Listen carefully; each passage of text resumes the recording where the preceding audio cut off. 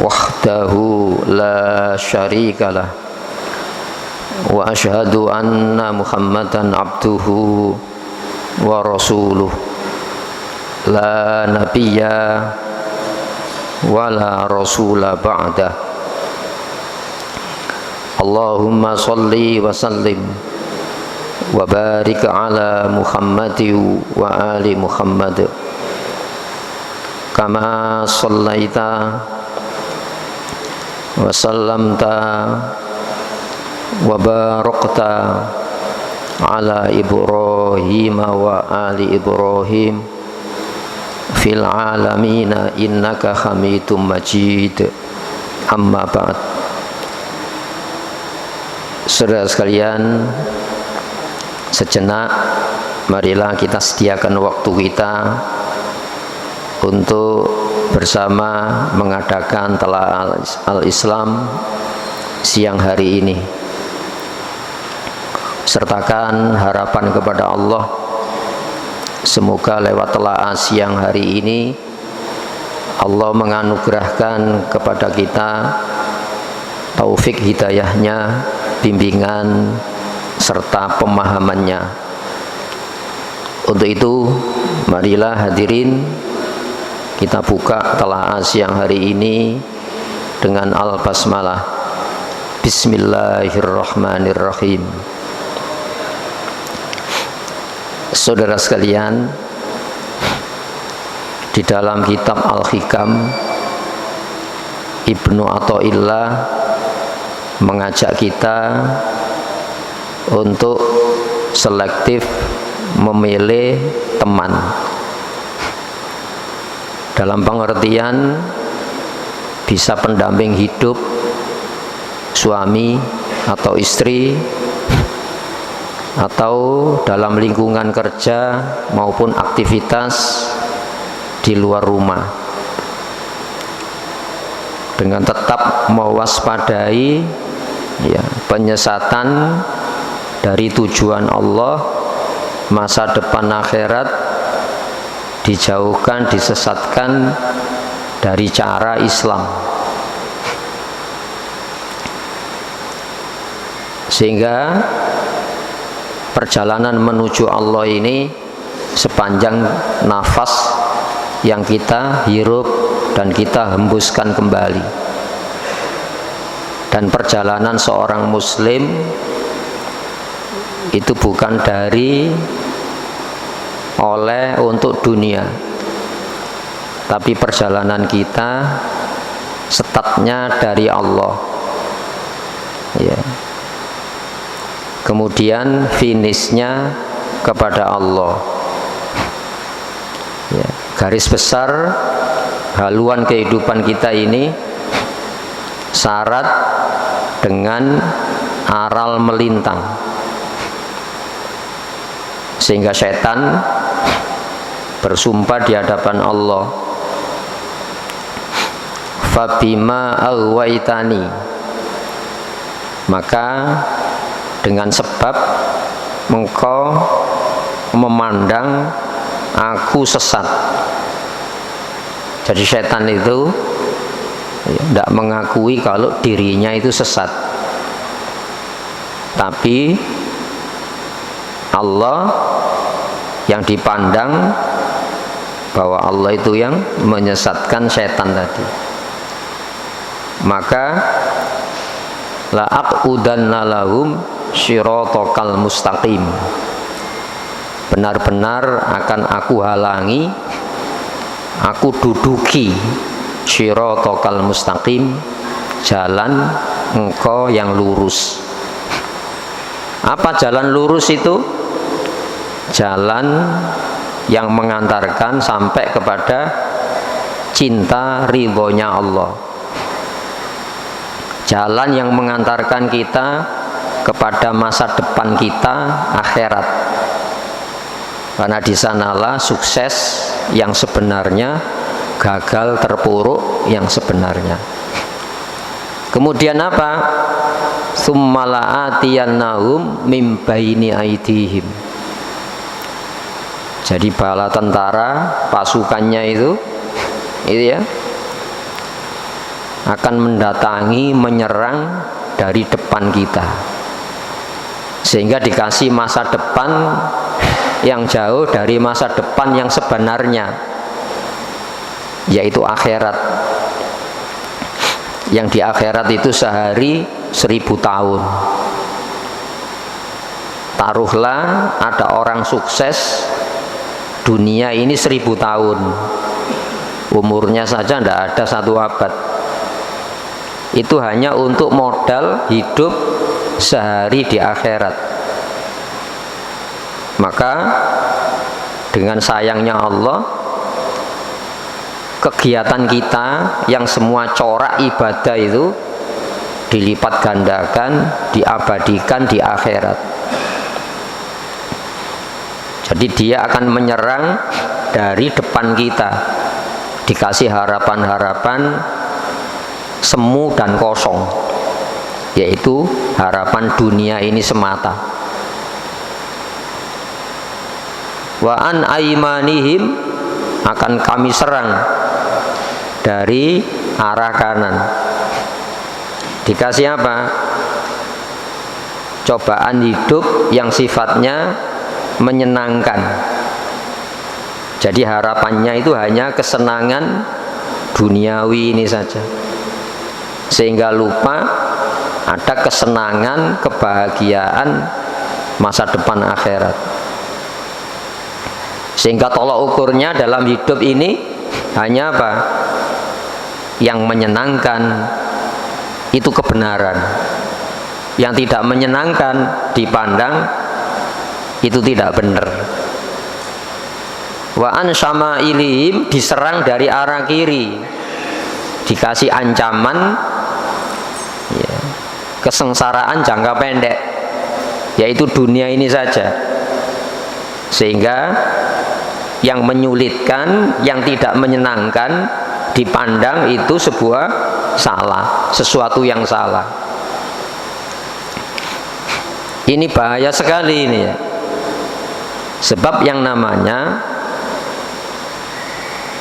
lapang, suasana lapang, bahagia, senang, kesempitan hidup, kesengsaraan hidup, kesulitan hidup dunia ini silih berganti, beriringan, tidak ada yang konstan, bahagia terus, senang terus, tidak ada.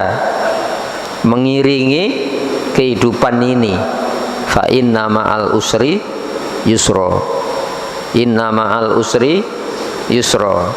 Suasana sulit, suasana serba gampang itu saling mengiringi di dunia ini, sehingga orang akan berganti-ganti keperpihakannya ya, sesuai dengan di mana kesenangan berada, dia ada di sana. Kesulitan ada, dia tidak ada di sana. Jadi tolak ukurnya hanya mengenal duniawi ini saja. Kemudian wa min khalfihim, diserang dari arah belakang. Artinya apa? Dilupakan sejarahnya, bahwa kita ini diciptakan di dunia untuk mematuhi Allah, menjalani jalan lurus tadi ya, seperti yang ditegaskan oleh Nabiullah Isa alaihi salam kepada umat muslim pada zaman Injil. U'budullaha, patuhi Allah, ibadahi Allah ya. Rabbi wa rabbukum, Allah itu pengaturku dan pengaturmu. Allah itu penciptaku yang menciptakan aku dan menciptakan kamu. Hadza siratun mustaqim, inilah jalan lurus yang setiap sholat kita minta ihdinas siratal mustaqim. Itu doa yang paling banyak kita ucapkan di dalam hidup kita. Kalau 17 rakaat berarti ya 17 kali ihdinas siratal mustaqim, walaupun kita hanya mengaminkan imam. Ini menunjukkan apa? Pentingnya jadi hamba, sehingga lupa kita jadi hamba duniawi ini. Maka hadirin rahimakumullah, Ibnu Athaillah memberikan tip bagaimana kita di dalam perjalanan yang syarat halangan, syarat perlawanan dari setan. Beliau tegaskan, la tashab man la yunhiguka khaluhu. Jangan kau berteman atau mengambil teman, ya, man la yunhiguka khaluhu, yang kondisi orang tersebut secara kejiwaan tidak membangkitkan kamu untuk taat. Jadi pergaulan yang tidak membuat sebuah kesadaran untuk membangun, meningkatkan kualitas ketaatan, karena dia melihat temannya tadi. Nah, sehingga ada syair, anil mar'ila tas'al wa tas'al anil mar'ila tas'al wasal angkorinihi. Tentang seorang jangan kau tanyakan, tapi tanyakan tentang siapa yang menemani teman dekatnya. Kenapa? Fa innal qarina bil muqarrani taqdadi. Kebanyakan orang akan meniru perilaku, menyesuaikan dengan siapa yang menjadi teman dekatnya. Namun demikian, wala yadulluka maqaluhu, jangan pula kau jadikan teman yang orang tutur katanya tidak memberikan bimbingan, kecuali apa? Tambah jauh dari Islam, jauh dari panduan hidup Al-Quran. Satu contoh,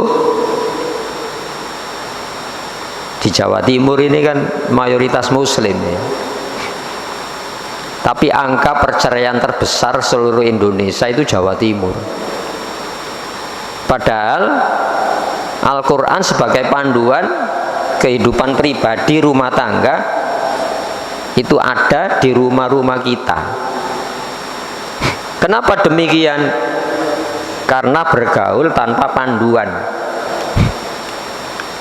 Ibaratnya orang tidak dibekali ilmu kesehatan, tidak dibekali pembekalan tentang orang sakit, dia berupaya bergaul merawat orang sakit, buru-buru menyembuhkan, malah dirinya terjangkit penyakit tadi. Sehingga Al-Quran sebagai panduan itu mesti kita fahami. Sebab pergaulan ini kadang-kadang kita tidak melihat, terlihat, gitu ya, tidak mendengar, terdengar. Makanya informasi yang kita dengar, pengalaman yang kita lihat atau kita mengalami sendiri, itu harus punya apa? Filter yang akan menyaring informasi dari yang kita dengar, kita lihat, yang kita alami, berupa apa? Standar Al-Quran. Makanya di dalam surah Al-Furqan Allah berfirman, ya, yauma ya'addud dhalimu ala yadaihi. Ingat, jangan lupa, pada hari setiap pelaku kezaliman akan menggigit jari. Itu ekspresi ungkapan kekecewaan yang teramat dalam, kekecewaan yang tidak mungkin tertebus lagi, karena ini di hari kiamat nanti. Apa keluhannya? Ya laitani ittakhadtu ma'ar rasuli sabila.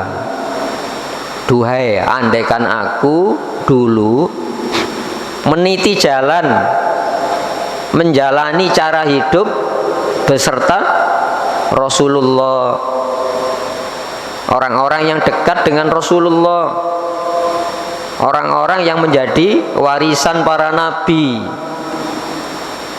yang ucapan, tutur kata, kondisi kejiwaan mengingatkan bahaya akhirat, bukan yang diwaspadai hanya bahaya dunia. Ya wailata, celaka saya ini, ya. Laitani lam attakhid fulanan kholila. Andaikan dulu saya tidak menjadikan si A, si B, si C teman dekat. Yang teman dekat ini saya tidak punya panduan untuk menjadi pendamping-pendamping kehidupan.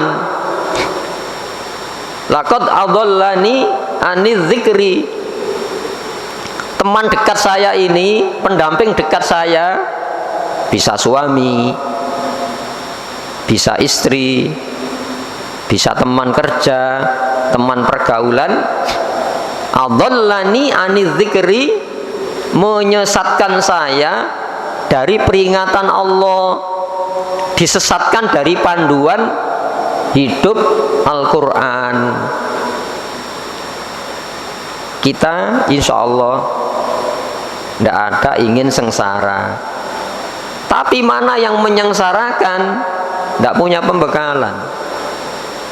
Yang penting senang, puas, sehingga standar penyelamatnya tidak ada. Laqad adallani aniz zikri, teman dekat saya itu menyesatkan saya dari pengingat Allah, yaitu Al-Quran. Ba'da idz ja'ani, setelah peringatan Al-Quran itu datang kepada saya.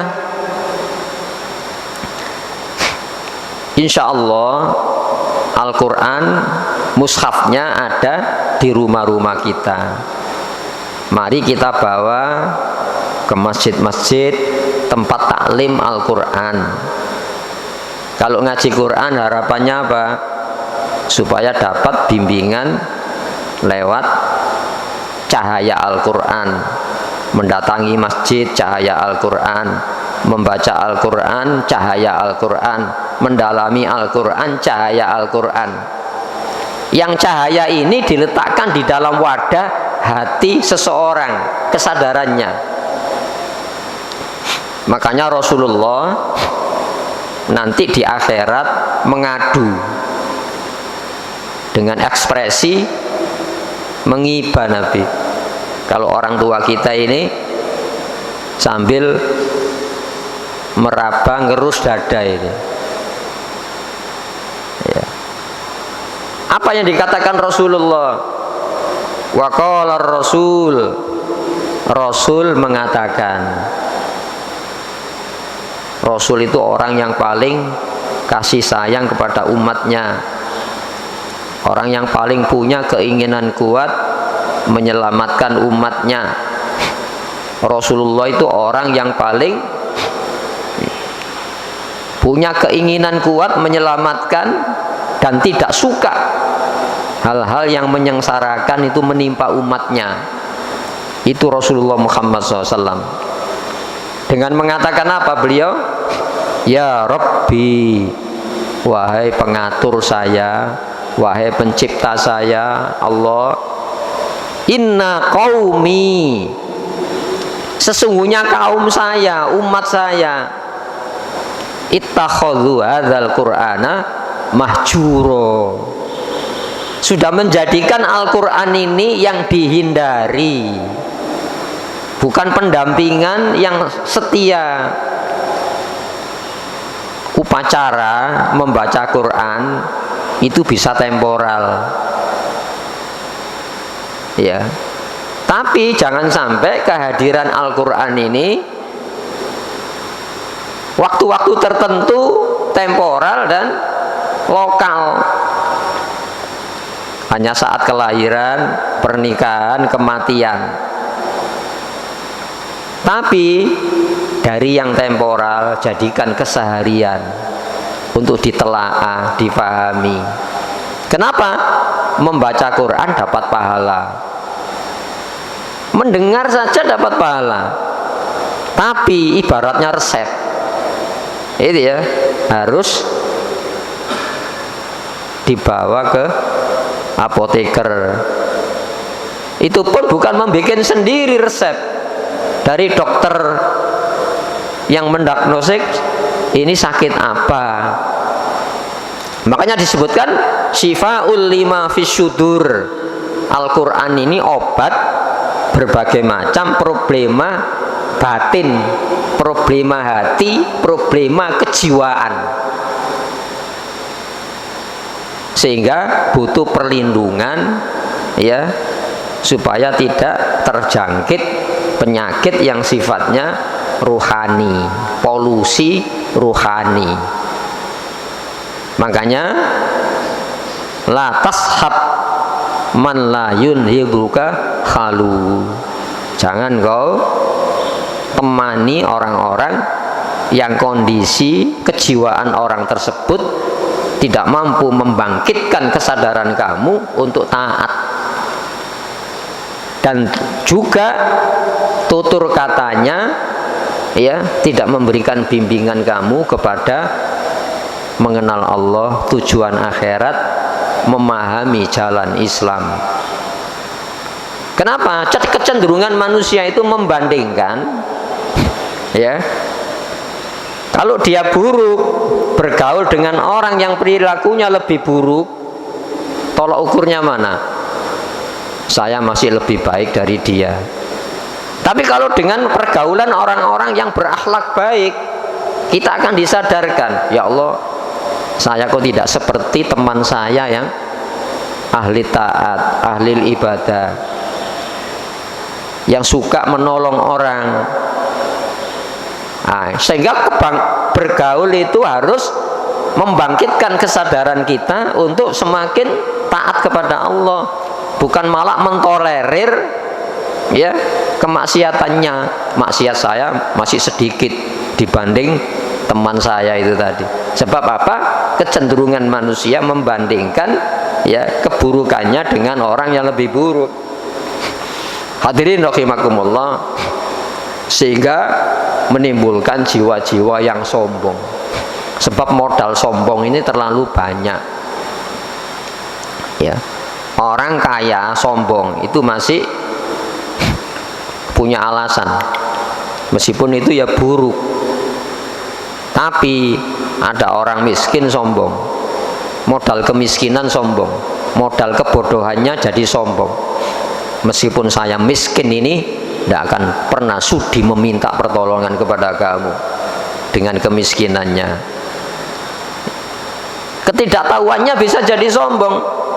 Meskipun saya bodoh semacam ini, saya tidak akan pernah bertanya kepada kamu. Berarti apa? Orang sombong itu modalnya terlalu banyak. Maka hadirin rahimakumullah, mari kita berhati-hati di dalam hidup ini. Sampai memilih suami, memilih istri. Setelah bersuami, beristri, kita punya keturunan, punya lingkungan. Yang ini harus memiliki panduan, memilih pendamping, lingkungan, dan pendidik yang terbaik menurut standar Islam. Walaupun kesempurnaan itu tidak dimiliki manusia, setidaknya kehati-hatian itu yang dilihat oleh Allah Subhanahu wa ta'ala.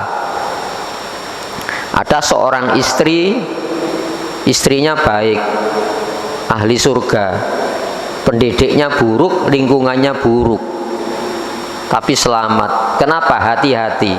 Siapa itu? Istrinya Fir'aun.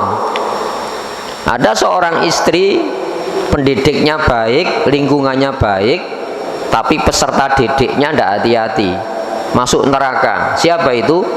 Istrinya Nabi Lut, istrinya Nabi Nuh. Tapi ada seorang didiknya baik, pendidiknya baik, lingkungannya baik, toh tidak selamat dari cobaan Allah. Siapa itu?